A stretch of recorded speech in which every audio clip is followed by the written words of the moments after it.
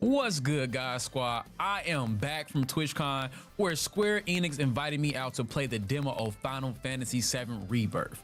Now look y'all, Final Fantasy VII Rebirth has certainly left a crazy first impression.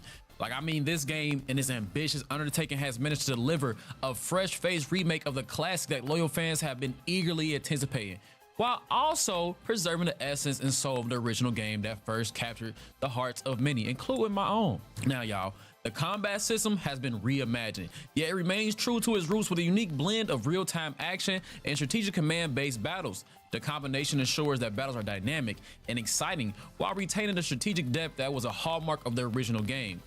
The balance between old and new creates a combat system that is both familiar and fresh, and one that is sure to satisfy both longtime fans and newcomers alike. I had a blast playing the demo that was divided into two parts. The first bit took us through a chunk of the calm flashback sequence on Mount Nebel, where Tifa and the tour guide for Cloud and Sephiroth, leading them to the busted Mako reactor at the peak.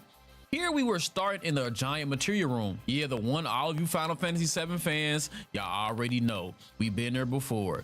It's our mission to go to the reactor. And hear me out, y'all. In this first part, Sephiroth is playable. Yes, Sephiroth is finally playable in Final Fantasy VII. This slice of the game is like a mini crash course to get players back into the groove with Final Fantasy VII Remake's combat style, while also showing off the new goodies in Final Fantasy VII Rebirth. They mentioned that this might not be the tutorial level in the final game, but I swear if they change it, I don't know. I'm a bet man, I wouldn't bet against it. It feels like the perfect spot for it. This is probably because Sephiroth is all playable, and this man is seriously OP for what you're up against. If you remember the OG Final Fantasy VII, Sephiroth was a force of nature, wiping out any enemies in sight. But to the letdown many fans, he was AI controlled. I'm sick of AI, man. I'm sick of it.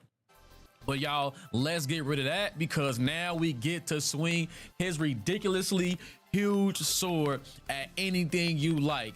This doesn't mean Cloud is just a sidekick in this part, but let's be real. When a game lets you play as the bad guy, even for a short bit, who can resist? Because I was playing as Sephiroth as most as I could, because I've never tried it, never had a chance to. Sephiroth is a blast to play and is absurdly strong for this part of the game. But don't worry, the foes can take more than one hit from him, letting you really have fun with his moveset. His whole deal is the more you land regular hits with the square button, the more you can use killer finishes like the pierce or sword dance with the triangle button. You can even hold down square for a ranged attack. Sephiroth can pull off a retaliation stance with the R1 button, letting him parry incoming attacks with a well-timed square button press. His ATB skills are Zanshin sending waves of energy at enemies, and Hell's Gate, where Final Fantasy VII fans will recognize him dropping from the sky to skewer the enemy, and that was so cold. All in all, even though your time playing as Sephiroth is short, he's a ton of fun and makes this part of the game really stand out. Sephiroth is a GOAT when it comes to material. That's totally in line with the original game setup. Max level elemental material paired with Magnify, the remake and rebirth take on all material. I couldn't mess with all the Sephiroth's material, but we could tweak with Cloud's a little bit. He still got his first strike material with some new additions like Assess, Synergy, and Healing to back up the team.